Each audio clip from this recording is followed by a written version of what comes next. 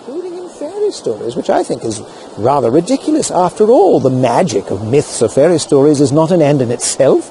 It exists to serve virtue and satisfy certain primordial human desires. But myths are fiction. The stories they tell aren't true. They're lies and therefore worthless, even though breathed through silver. They're just beautiful lies. You can't seriously believe in fairy tales. Why not? I can, in fact, I do. But this is preposterous. How can you seriously believe a lie? Oh, Jack, myths are not lies. In fact, they're the very opposite of a lie. Myths convey the essential truth, the primal reality of life itself. Go on. Well, you see, we have been duped into using the word myth as being synonymous with a lie, because we have been duped into accepting the first real lie of materialism. And what is that? That is the hideous claim that there is no supernatural order to the universe. The materialists have imprisoned us in a world of mere matter, of physical facts, divorced from and devoid of metaphysical truth. Well, I say that they are lying. I say that they are the ones who have come up with a false myth. Their world doesn't exist. It's merely a figment of their imagination. Well, fine. However, there's a problem. The problem is they have convinced us that it is true. They have made us believe that this is all there is. 3 dimensions, 5 senses, 4 walls. Isn't it? Most emphatically not.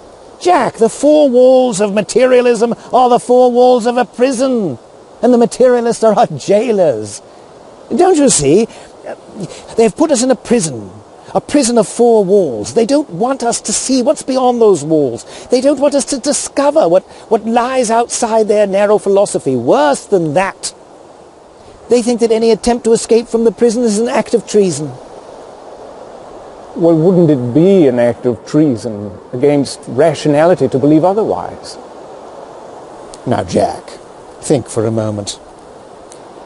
How can it be wrong for a prisoner to think of things that exist other than walls or jailers? Doesn't the fact that the prisoner is able to think of things outside the walls suggest that perhaps things do exist outside the walls? After all, if the prison really is all there is, how are we able to picture things that exist beyond the prison? And this is where myths come in, you see. Myths exist outside the prison.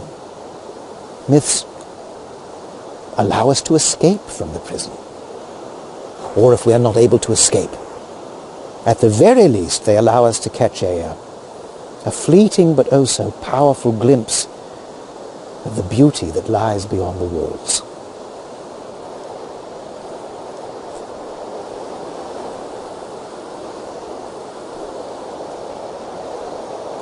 But what is it that we're meant to be glimpsing? Well, don't you see? The truth, Jack. Myths show us a fleeting glimpse of truth itself. Truth. Truth. What on earth is this truth that you're talking about? Quid est veritas? What is truth? I'm glad to see that you've entered into the spirit of the myth, Jack. You've just cast yourself into the role of Pilate. Pilate? Oh, I see. You're able to believe in the lesser myths because you've already accepted the big one.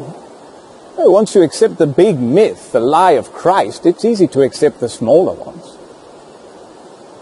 All right, Tollers, I'll play the role of Pilate. I'll wash my hands of the whole nonsense.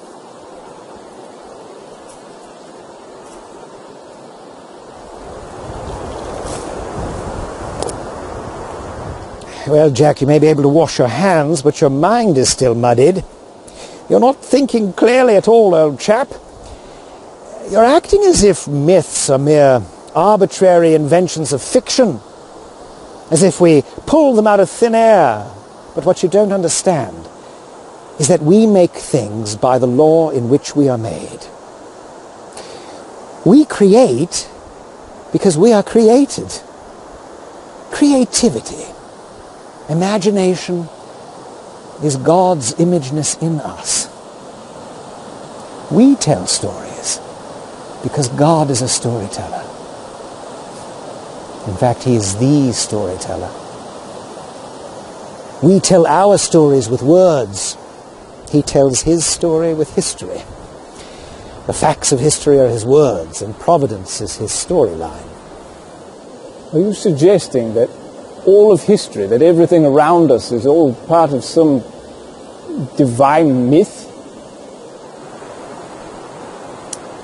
We are all part of his story.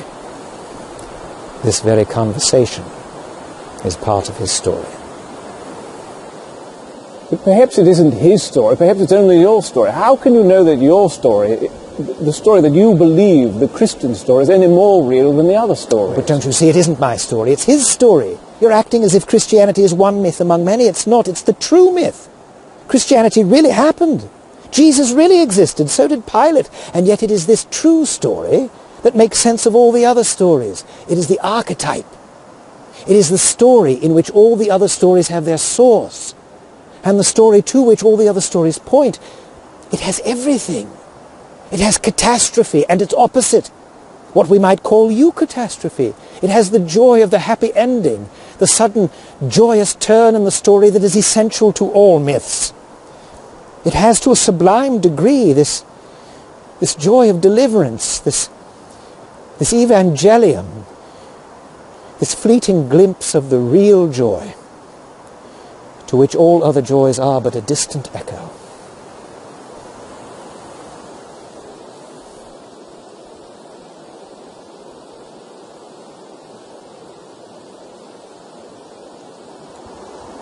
Tell us, what did you mean by catastrophe and eucatastrophe? Well, for example, it has the catastrophe of the fall and the eucatastrophe of the redemption. It has the catastrophe of the crucifixion and the eucatastrophe of the resurrection.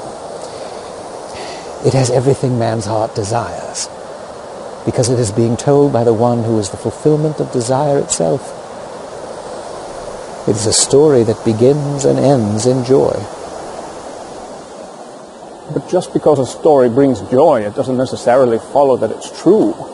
There are many joyful myths. They all seem rather flimsy to me and ring rather false. And yet this story has the inner consistency of reality.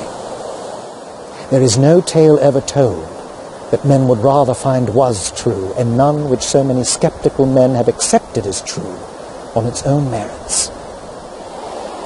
Perhaps it's just a very well-written artifice.